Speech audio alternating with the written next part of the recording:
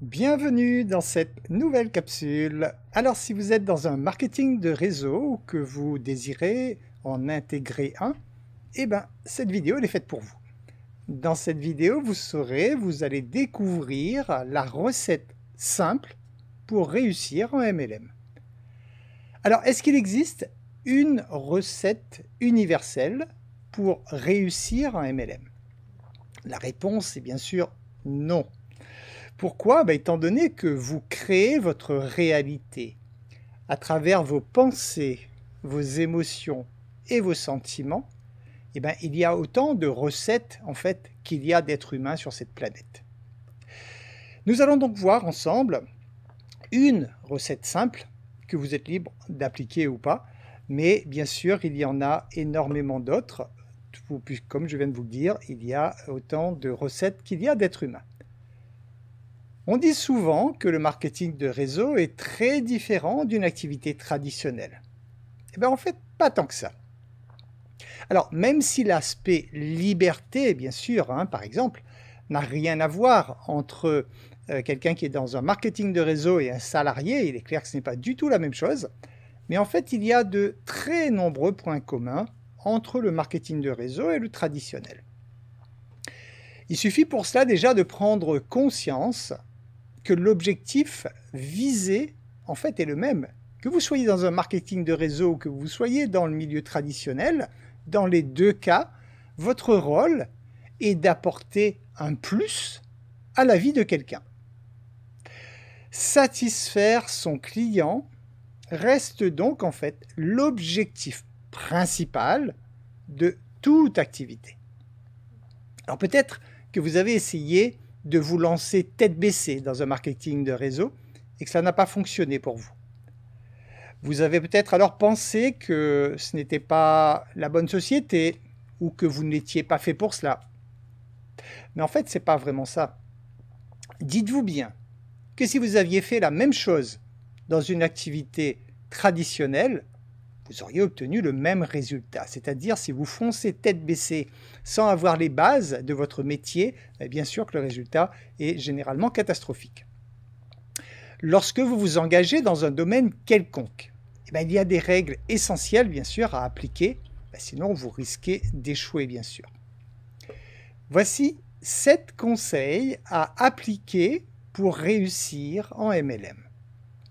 Premier conseil. Vous allez devoir côtoyer beaucoup de gens, beaucoup de personnes dans votre activité au cours de toutes les années d'exercice de votre activité dans le marketing de réseau. Vous allez donc effectivement, pour construire votre réseau et pour trouver aussi des clients consommateurs ou autres, vous allez côtoyer énormément de personnes. Donc la toute première question à vous poser lorsque vous vous engagez dans un marketing de réseau, c'est: est-ce que j'aime les gens ? Prenez-vous plaisir à écouter, à partager des points de vue ou autres avec les autres, ou est-ce que vous êtes plutôt du genre solitaire? Si vous vous sentez plus à l'aise enfermé dans une grotte qu'avec les gens, à ce moment-là, dites-vous que la toute première chose à faire, si vous vous engagez dans un marketing de réseau, ça va être en fait de faire sauter votre carapace pour vous ouvrir aux autres. Le deuxième conseil, prenez conscience que vous êtes à la tête d'une véritable entreprise. Et pour que cette entreprise fonctionne, vous allez devoir en fait mouiller votre chemise.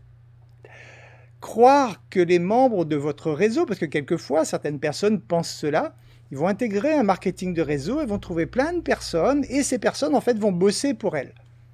Si vous croyez cela, autant vous dire tout de suite, ce n'est même pas la peine de vous engager parce que c'est une utopie.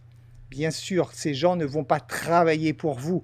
Ces gens vont travailler pour eux et tous ensemble, vous allez faire que vous allez tous monter effectivement au fur et à mesure dans votre marketing de réseau. Mais prenez bien conscience qu'il ne s'agit pas d'une activité où vous allez vous asseoir dans un fauteuil et donner des ordres et attendre que les fruits tombent du ciel. Vous devez donc pour cela avoir envie, avoir le désir d'entreprendre une activité le marketing de réseau, vous êtes un entrepreneur. Il faut que vous aimiez créer, que vous aimiez avancer, prospérer, que vous aimiez tout simplement créer de la nouveauté dans votre vie chaque jour.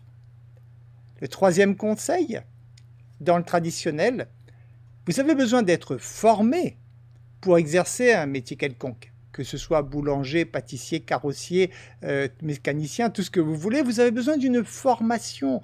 Tout s'apprend avant d'exercer un métier, vous devez vous former. Et bien, il en est de même, naturellement, pour le marketing de réseau. Alors, il pourrait y avoir des exceptions.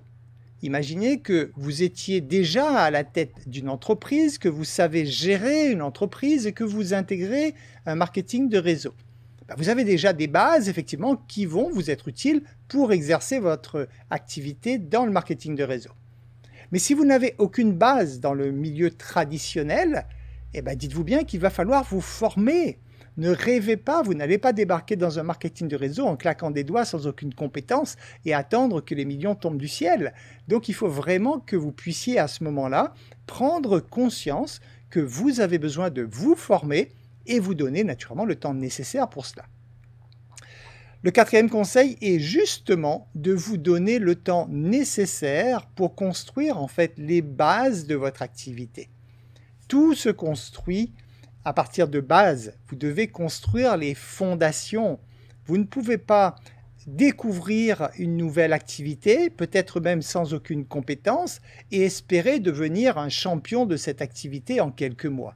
Donc il faut vraiment que vous puissiez intégrer ce concept et vous dire « Ok, je dois d'abord construire les bases de mon évolution ».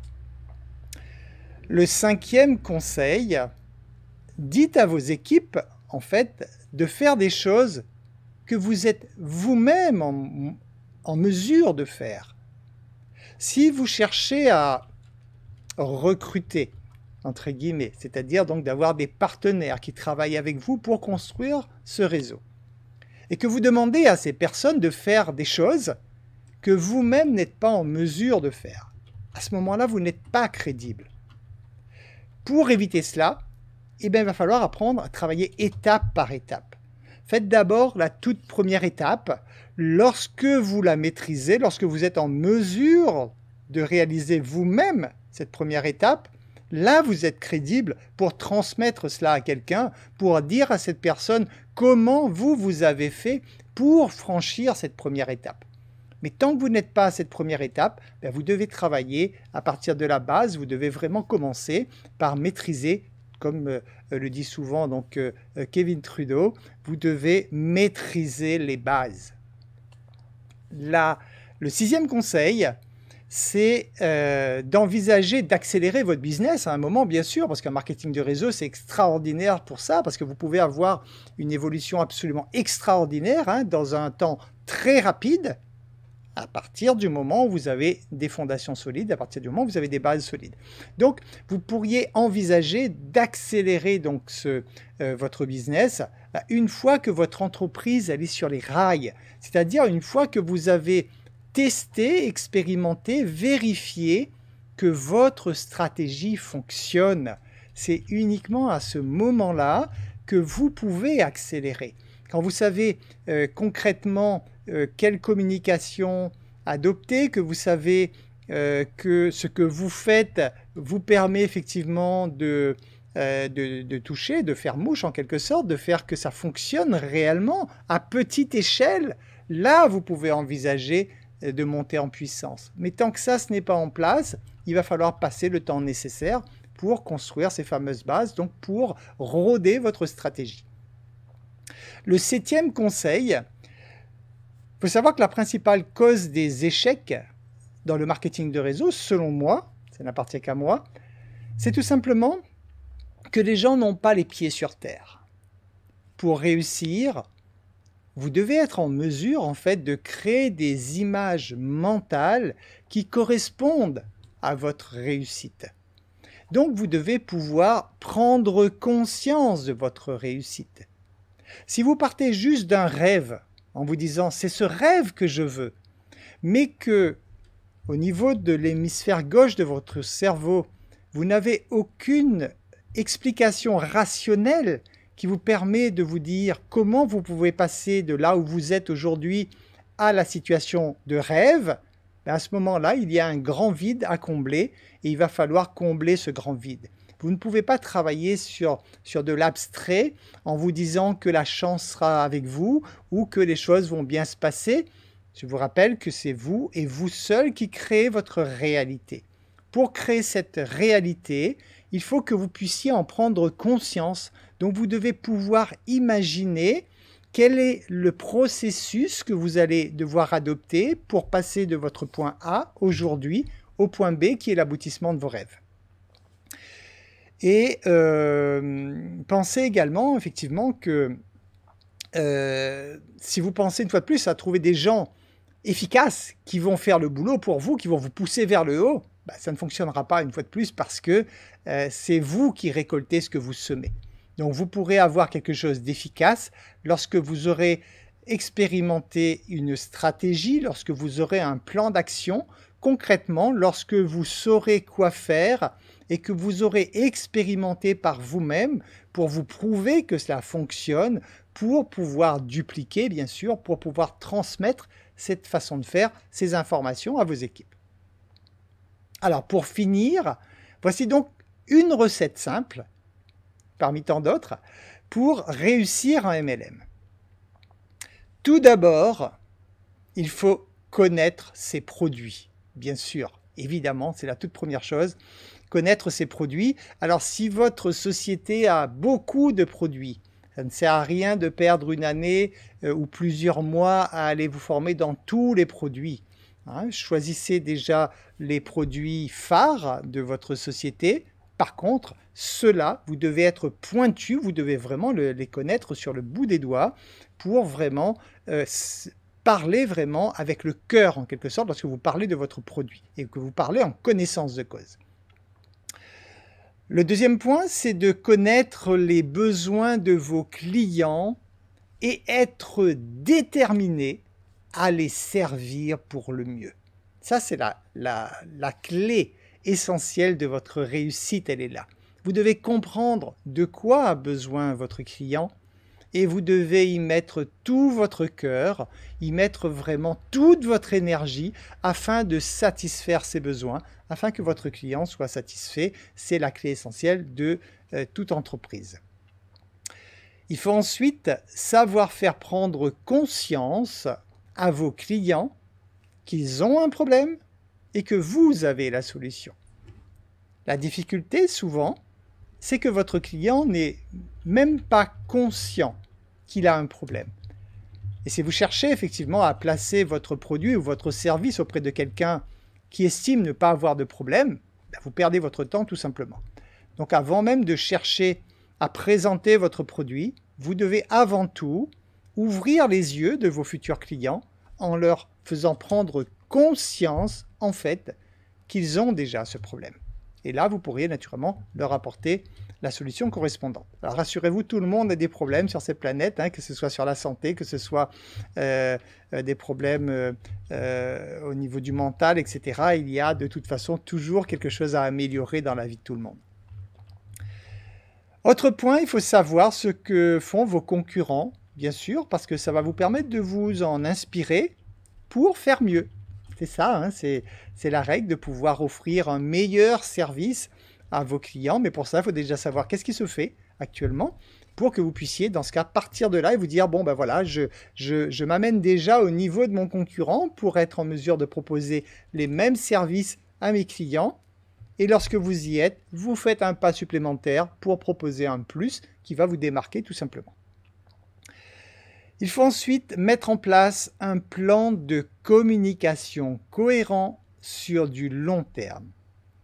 Comprenez que la communication, c'est l'essence qui fait circuler, qui fait rouler le véhicule de votre entreprise. C'est-à-dire que votre entreprise ne peut pas fonctionner s'il n'y a pas de communication. Vous pourriez faire le meilleur produit de la planète, vous pourriez avoir le meilleur service du monde. Si jamais ces informations n'arrivent pas à vos futurs clients, ben, ça ne vous sert strictement à rien du tout. Donc la communication est bien sûr une part extrêmement importante puisque c'est elle qui va effectivement alimenter sans cesse le moteur de votre entreprise pour faire qu'elle puisse fonctionner de longues années tout simplement. Sachez qu'en moyenne, un prospect ne deviendra votre client qu'à partir du moment où il aura vu entre 5 et 6 fois votre proposition. Retenez bien cela. Hein, souvent, je vois des gens aiment faire du one-shot. Ils estiment qu'ils rencontrent quelqu'un pour la première fois et clac, ça y est, signe là, c'est parti, j'ai un super partenaire d'affaires. Peut-être que ça peut arriver, mais j'en doute fort, surtout dans notre époque actuelle. Donc ça, effectivement, ce sont des données établies par les gens qui travaillent dans le marketing. C'est que une personne, lorsqu'elle passera à l'action, lorsqu'elle décidera de vous dire « OK », ben, il va falloir qu'elle ait eu au moins 5 à 6 fois la connaissance de ce que vous proposez. Et pour terminer, donnez-vous le temps nécessaire pour construire une activité solide et rentable. C'est vraiment absolument important. Vouloir courir trop vite, c'est monter un château de cartes qui s'écroule. Vous devez vraiment avoir des bases, des fondations solides. Vous accélérez à partir du moment où ces bases sont en place. Mais vous ne cherchez pas à aller vraiment tête baissée alors que vous n'avez pas encore expérimenté des choses et que vous n'avez pas encore construit vraiment les fondations de votre activité. Donc, maîtriser tous ces aspects, c'est-à-dire ces aspects de connaître les besoins de votre client, comment faire pour y remédier, connaître la concurrence, donc connaître le marché de façon générale, connaître toutes ces choses, ça demande plusieurs mois, voire plusieurs années pour vraiment avoir une maîtrise complète de tout cela pour pouvoir construire votre activité dessus. J'espère que ces renseignements vous seront utiles et qui vous permettront donc soit de bien démarrer une activité dans le marketing de réseau, soit de restructurer peut-être votre activité. Je vous remercie pour votre écoute et je vous dis à très bientôt dans une nouvelle capsule.